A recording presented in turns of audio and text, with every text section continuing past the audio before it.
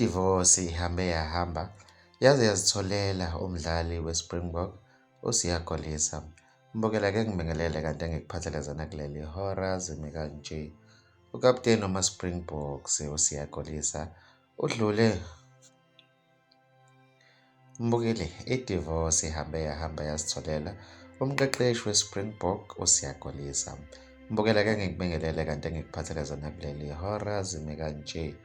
Ukapteni wamaSpringboks uSiya Kolisi udalule ngokusemthethweni ukuthi akasathandani nobengumfazi wakhe uRachel Kolisi obeseshade naye iminyaka engu-18. Ukhala ngokuthi iningi ingcindezi umfazi ayithola kulolu hlanga lwabelungu bemgcona bethi uboneni ngempela kube sebethatha isinqumo sokuhlukana, lokho okushiya abantu bebambe ngezansi.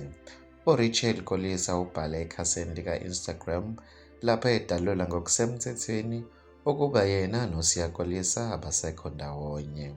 Mbukeli kanti mningi imibono yababukeli ezinkundleni zokuxhumana mayelana nalolu daba. Wembukeli uthe usanele yena engabe wasikhethela esinye isilwane esifana naye ngale emampondweni ngabe uright.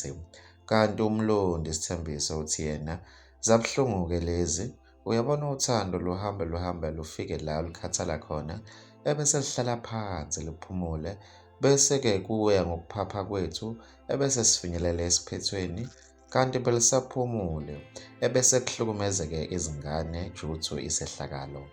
Mbukeli bekwizona-ke lezi ebengikuphathele zona kuleli hora. Bekuvula khona kwi-comment section. Ngizokubona kwenye ividiyo elandelayo sengiphuma kanje. Usale kahle.